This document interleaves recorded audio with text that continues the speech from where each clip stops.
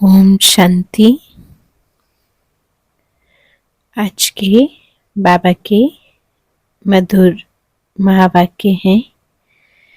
बाबा कहते हैं, मीठे बच्चे, घड़ी घड़ी बाप और वर्षे को याद करो। भगवान बाप रूहानी सर्जन हैं। तुम्हें निरोगी बनने की एक ही दवा बताते हैं। क्या दवा बताते हैं? बाबा कहते हैं, बच्चे, मुझे वनश्री बाबा को याद करो।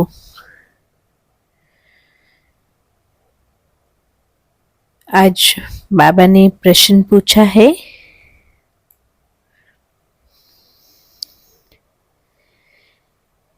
अपने आप से कौन सी बातें करो तो बाबा कहते बहुत मजा आएगा। बाबा समझाते हैं,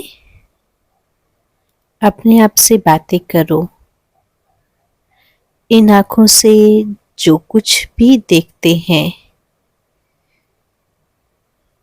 यह तो सब खत्म हो जाना है। बस हम और बाबा ही रहेंगे। मीठा बाबा हमको स्वर्ग का मालिक बना देते हैं। ऐसी ऐसी बातें बाबा से करो। एकांत में चले जाओ तो बाबा कहते तुमको बहुत मजा आएगा। ओम शांति। परमपिता शिव भगवान उवाच। मीठे मीठे बच्चों को पुरुषोत्तम संगम युग कदम कदम पर याद रहना चाहिए। यह भी तुम बच्चे ही जानते हैं, सो भी नंबरवार पुरुषार्थ अनुसार। बाबा कहते हैं, यह बुद्धि में याद रहे। हम अभी पुरुषोत्तम संगम युग पर पुरुषोत्तम बन रहे हैं। और यह जो रावण का पिंजरा है, उनसे बाबा हमको छुटकारा दिलाने आए हैं। जैसे कोई पंछी को पिंजरे से निकाला जाता है तो वह बहुत खुश होकर उड़कर सुख पाते हैं। तुम बच्चे भी जानते हो, यह रावण का पिंजरा है। अनेक प्रकार के दुख ही दुख है। अभी भगवान बाप आए हैं इस पिंजरे से निकालने के लिए। है तो मनुष्य ही ना, शास्त्रों में लिख दिया है। देवताओं और असुरों की लड़ाई लगी, फिर देवताओं ने जीत पाई। बाबा कहते हैं, अब लड़ाई की तो बात ही नहीं है। तुम अभी असुर से देवता बन रहे हो। असुरी रावण अर्थात 5 विकारों पर तुम जीत पाते हो, न कि रावण संप्रदाय पर। 5 विकारों को ही रावण कहा जाता है। बाकी किसको जलाने आदि की बात नहीं है। बाबा कहते हैं, तुम बच्चे बड़े खुश होते हो।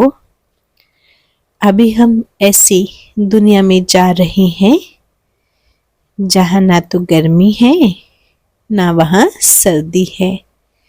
सदैव बसंत ऋतु ही रहती है। सत्युग स्वर्ग की बसंत ऋतु अभी आ जाती है। यह बसंत ऋतु तो थोड़े समय के लिए आती है। बाबा कहते हैं, वह बसंत ऋतु तो तुम्हारे लिए आधा कल्प के लिए आती है। बाबा कहते हैं, वहाँ गर्मी आदि होती नहीं है। गर्मी से भी मनुष्यों को दुख होता है, मर पड़ते हैं। इन सभी दुखों की बातों से छूटने के लिए हमको अविनाशी सर्जन बहुत सहज दवाई देते हैं। उस सर्जन के पास जाएंगे ना तो अनेक दवाइयाँ आदि याद आएंगी। यहाँ इस सर्जन के पास तो कोई दवाई नहीं है। उनको सिर्फ याद करने से सब रोग छूट जाते हैं और दवाई आदि कुछ भी नहीं है। बाबा कहते हैं, बच्चे कहते थे आज हम सेमिनार करेंगे कि चार्ट कैसे लिखना चाहिए, बाबा को कैसे याद करना चाहिए, इस पर सेमिनार करेंगे। तब भगवान बाप तो तकलीफ नहीं देते हैं ना कि बैठकर लिखो, कागज आदि खराब करो। बाबा कहते जरूरत ही नहीं रहती है। बाबा तो सिर्फ कहते हैं बुद्धि में भगवान बाप को याद करो। अज्ञान काल में बाप को याद करने के लिए चार्ट बनाया जाता है क्या? इसमें लिखा पढ़ी करने की कोई जरूरत नहीं है। भगवान बाबा को कहते हैं ना, बाबा हम आपको भूल जाते हैं। अभी कोई सुने कि अपने बाबा को भूल जाते हैं तो क्या कहेंगे? कहते भी हैं हम जीते जी बाबा के बने हैं। क्यों बने हैं? भगवान बाप से विश्व की बादशाही का वर्षा लेने। फिर ऐसे बाबा को तुम भूलते क्यों हो? ऐसा बाप जिसने इतना भारी वर्षा जिनसे मिलता है उनको तुम याद नहीं कर सकते हो। बाबा कहते इतनी बार तुमने वर्षा लिया फिर तुम भूल जाते हो। भगवान बाप से वर्षा लेना है तो याद भी करना है, दैवी गुण भी धारण करने हैं। लिखना क्या है यह तो हर एक की अपने दिल से पूछे। नारद का भी मिसाल है, खुद कहते हैं बड़ा भक्त था। तुम भी जानते हो जन्म जन्मांतर के हम पुराने भक्त हैं। हम मीठे बाप को याद करके कितना खुश होते हैं। जो जितना बाबा को याद करते हैं वही लक्ष्मी नारायण को वरने लायक बनेंगे। कोई गरीब का बच्चा जाकर साहूकार की गोद लेता है तो कितना खुश होता है। भगवान बाप को और प्रॉपर्टी को ही याद करते हैं ना। यहाँ तो बहुत है जिनको बेहद के बाप का बच्चा बन के राजाई लेने का भी अक्ल नहीं आता है। यह बहुत वंडरफुल बात है। जो बाप स्वर्ग का मालिक बनाते उनको याद नहीं कर सकते हैं। भगवान बाप बच्चों को एडॉप्ट करते हैं।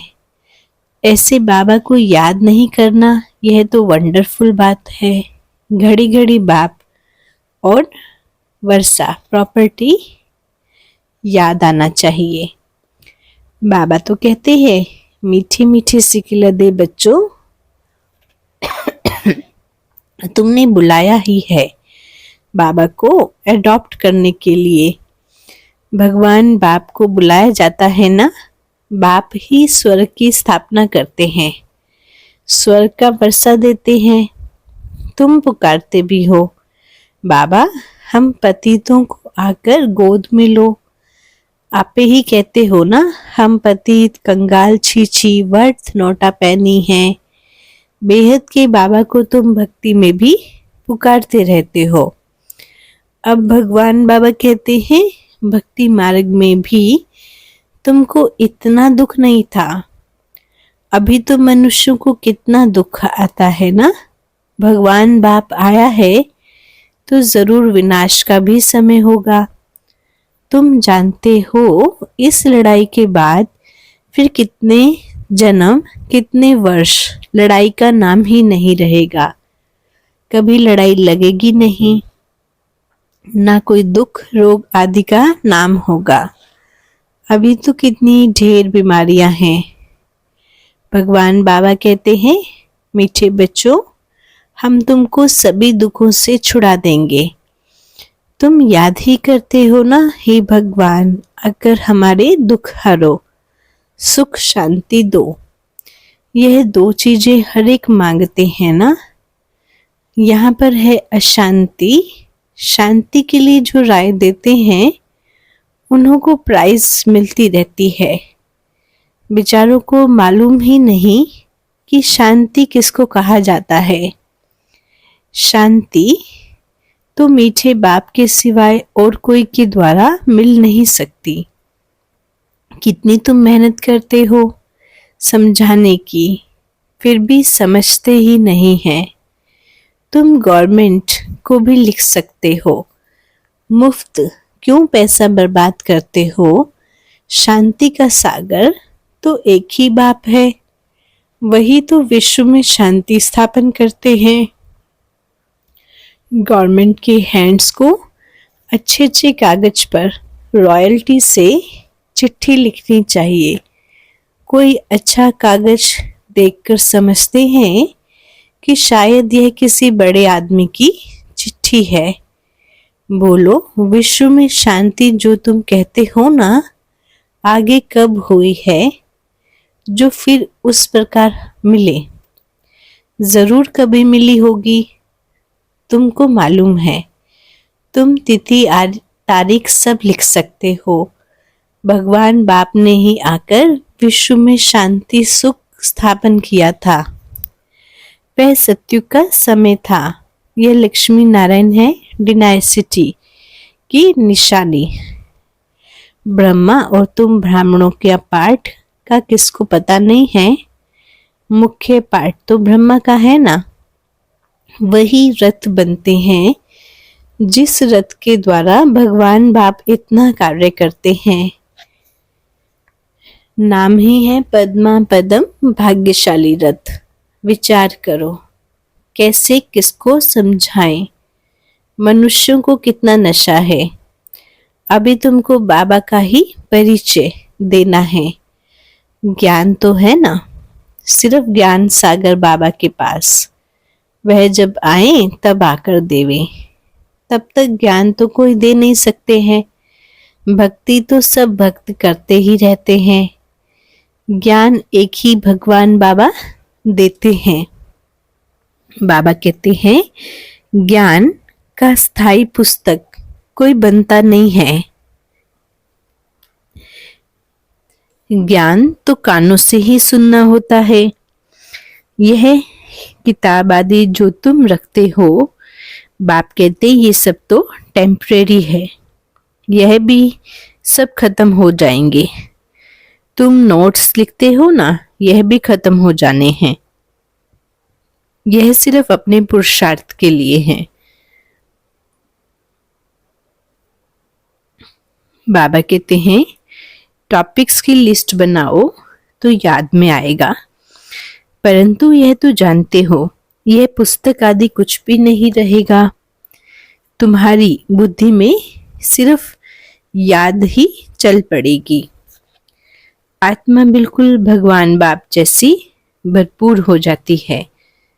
बाकी जो भी पुरानी चीजें इन आंखों से देखते हो ना, वह भी खत्म हो जाएंगी। पिछाड़ी में तो कुछ भी रहना नहीं है। भगवान बाप अविनाशी सर्जन है। आत्मा भी अविनाशी है। एक शरीर छोड़ती है, दूसरा लेती है। दिन प्रतिदिन जो शरीर मिलता है, बाबा कहते छींची ही मिलता है। अभी तुम बच्चे जानते हो कि हम श्रेष्ठाचारी बन रहे हैं। भगवान बाप ही हमको बनाते हैं। साधु संत आदि थोड़े ही बनाते हैं। बाबा तुमको श्रेष्ठाचारी बनाते हैं। बाबा कहते हैं, मीठे बच्चे, मैं तुम्हें अपने नैनों पर बिठाकर ले जाऊंगा। आत्मा भी यहाँ नैनों पर बैठती है ना। भगवान बाबा कहते हैं, हे आत्मा, तुम सबको निहाल करके ले जाऊंगा, बाकी थोड़ा समय है, अभी मेहनत करो। अपने दिल से पूछो, मैं स्वीट बाबा को कितना याद करता हूँ। हीर रांझा का विकार के लिए लव नहीं था, शारीरिक प्यार था। याद करते थे, एक दो के सामने आ जाते थे, दोनों आपस में मिल जाते थे। भगवान बाबा कहते हैं, तुम भी शिव बाबा के साथ ऐसा बनो। हाँ, मन का कनेक्शन बाबा के साथ ऐसा रखो। वह तो एक ही जन्म के आशिक माशूक, तुम तो जन्म जन्मांतर के हो। यह बातें इस समय ही होती हैं। आशिक माशूक का अक्षर भी स्वर्ग में नहीं है, वो भी पवित्र रहते हैं। मनसा में ही ख्याल आते हैं, सामने देखते हैं और खुश हुए। तुम बच्चों को देखने की तो कोई चीज नहीं है। इस समय तुम सिर्फ अपने को आत्मा समझो और माशूक भगवान बाप को याद करो। आत्मा समझ भगवान बाप को बहुत खुशी से याद करना है। भगवान बाबा समझाते रहते हैं, भक्ति मार्ग में तुम ऐसे आशिक थे, माशूक पर कुर्बान जाते थे। आप आएंगे तो हे माशूक, हम तुम पर वारी जाएंगे। अब तो माशूक आया हुआ है सबको गोरा बनाने। जो जैसा है ऐसा बनाने की कोशिश करते हैं। तुम गोरा बनते हैं तो शरीर भी गोरा बनेगा। आत्मा में ही खाद पड़ती है। अब तुम मुझे याद करो तो खाद निकल जाएगी। यहाँ तुम बच्चे जानते हो, एकांत बहुत अच्छा है। पादरी लोग भी पैदल करते हैं, एकदम साइलेंस में रहते हैं। माला हाथ में रहती है, कोई को भी देखते नहीं, धीरे धीरे चलते जाते हैं। वो लोग क्राइस्ट को याद करते रहेंगे। बाबा को तो वो जानते नहीं हैं। मेरे लिए तो कह देते, नाम रूप से ही न्यारा है। अब बिंदी है तो देखेंगे क्या, बिंदी को कैसे याद करें, किसको पता ही नहीं है। तुमको अभी मालूम पड़ा है तो तुम यहाँ आते हो। मधुबन का तो गायन है ना, यह है सच्चा सच्चा मधुबन जहाँ तुम आते हो। जितना हो सके तुम एकांत में शिव बाबा की याद में रहो, किसको भी देखो नहीं। ऊपर छतें तो पड़ी है ना, बाबा की याद में सवेरे सवेरे छत पर चले जाओ, तुमको बड़ा मजा आएगा। कोशिश करो रात को 1-2 बजे जागने की। तुम नींद को जीतने वाले मशहूर हो। रात को जल्दी सो जाओ, फिर 1-2 बजे उठकर एकांत में छत में याद की यात्रा करते रहो। बहुत कमाई जमा करनी है। बाबा को याद करते बाबा की महिमा करने लग जाओ। आपस में भी यही राय करते रहो, बाबा तो कितना मीठा है, उनको याद करने से ही पाप कटेंगे। यहाँ बहुत जमा कर सकते हैं, यह चांस भी यहाँ अच्छा मिलता है। घर में तो तुम कर नहीं सकेंगे, फुर्सत ही कहाँ रहती है। दुनिया का वाइब्रेशन, वातावरण बहुत खराब रहता है। बाबा कहते वहाँ इतनी याद की यात्रा नहीं होगी। अब इसमें लिखने की भी क्या बात है। बाबा कहते आशिक माशूक लिखते हैं क्या? अंदर में देखो, हमने किसको दुख तो नहीं दिया है। अपनी चेकिंग करो, कितनों को याद दिलाया। यहाँ हम आते हैं जमा करने, तो यहाँ कोशिश करो ऊपर छतों आदि पर एकांत में जाकर बैठो, खजाना जमा करो। यह समय है ही जमा करने का। 7 रोज 5 रोज आते हैं, मुरली सुनकर जाओ, एकांत में बैठो। यहाँ तो घर में बैठे हो ना।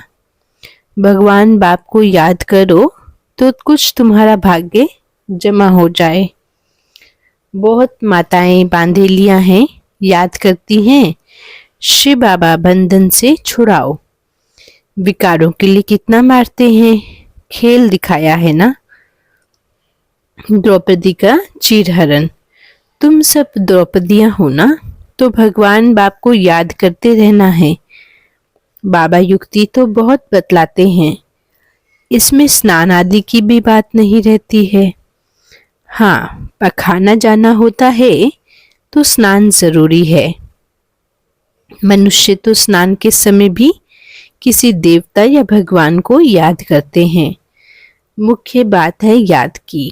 ज्ञान तो बहुत मिला है, 84 के चक्र का भी तो ज्ञान है ना। अपने अंदर में बैठकर देखो, अपने से पूछो, ऐसा मीठा मीठा बाबा जो हमको स्वर्ग का मालिक बनाते हैं, उनको सारे दिन में कितना हमने याद किया। मन भागता तो नहीं है, कहाँ भागेगा, दुनिया तो है नहीं, यह सब खत्म हो जाना है ना। हम और बाबा ही रहने वाले हैं। ऐसी ऐसी अंदर में बातें करो तो फिर बहुत मजा आएगा। यहाँ जो भी आते हैं वह बहुत पुराने भक्त हैं, जो नहीं आते हैं वह समझो कि आजकल के भक्त हैं, वह देरी से आएंगे। शुरू से भक्ति करने वाले जरूर भगवान बाप से वर्षा पाने आएंगे। ये गुप्त मेहनत है। जो धारणा नहीं करते हैं उनसे कुछ भी मेहनत होती नहीं है। यहाँ तुम आते ही हो रिफ्रेश होने, अपने से मेहनत करो। हर एक हफ्ते में तुम इतना माल इकट्ठा कर सकते हो जो वहाँ 12 मास में भी नहीं। मधुबन में 1 हफ्ता गए, बाबा कहते इतना अपना अंदर शक्तियों का ज्ञान का खजाना जोड़ सकते। यहाँ 7 रोज में सारी कसर निकाल सकते हो। बाबा तुमको राय देते हैं। अच्छा, मीठे मीठे सिकिलधे बच्चों प्रति माता पिता बाप दादा का याद प्यार और गुड मॉर्निंग। रूहानी बाबा की रूहानी बच्चों को नमस्ते। हम रूहानी बच्चों की मीठे मीठे बाबा को याद प्यार, गुड मॉर्निंग, नमस्ते बाबा, नमस्ते, शुक्रिया बाबा। धारणा के लिए है मुख्य सार, एकांत में बैठकर बाबा को याद कर कमाई जमा करनी है। अपने अंदर में चेकिंग करना है, याद के समय मन भागता तो नहीं है। हम कितना समय स्वीट बाबा को याद करते हैं। सदा इसी खुशी में रहना है कि हमें बाबा ने रावण के पिंजरे से मुक्त कर दिया। अभी हम ऐसी दुनिया में जा रहे हैं जहां ना गर्मी है न सर्दी है। यह सदा ही बसंत ऋतु है। वरदान है, मेरे को तेरे में परिवर्तन कर बेफिक्र बादशाह बनने वाले खुशी के खजाने से भरपूर भव। मेरे को तेरे में परिवर्तन कर बेफिक्र बादशाह बनने वाले खुशी के खजाने से भरपूर भव। बाबा समझाते, जिन बच्चों ने सब कुछ तेरा किया वही बेफिक्र रहते हैं। मेरा कुछ नहीं है, सब बाबा का है। जब ऐसा परिवर्तन करते हैं तब बेफिक्र बन जाते हैं। जीवन में हर एक बेफिक्र रहना चाहते हैं। जहाँ फिक्र नहीं है वहाँ सदा खुशी होगी।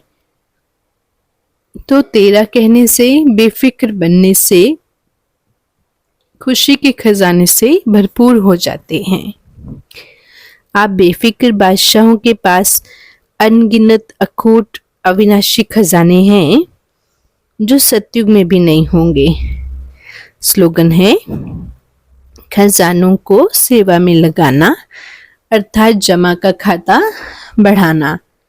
खजानों को सेवा में लगाना अर्थात जमा का खाता बढ़ाना। ओम शांति। राजयोग अभ्यास करेंगे। बाबा की याद में अपने को शुभ संकल्प देंगे। मैं बेफिक्र बादशाह हूँ। मैं बेफिक्र बादशाह हूँ। खुशियों के खजाने से भरपूर मैं बेफिक्र बादशाह हूँ। अखूट अविनाशी खजानों में संपन्न आत्मा हूँ। बाबा का राइट हैंड वारिस क्वालिटी आत्मा हूँ। सदा बेफिक्र, सदा खुश, संपन्न सत्युगी आत्मा हूँ। विश्व की सर्वात्माओं के लिए योगदान करेंगे। सब भाग्यवान आत्माएं हैं। सब खुशियों के खजाने से संपन्न हैं। अखूट अखंड अविनाशी खजानों में संपन्न बेफिक्र आत्माएं हैं। बाबा के राइट हैंड हैं, वारिस हैं, क्वालिटी आत्माएं हैं। ओम शांति। शुक्रिया बाबा। ओम शांति।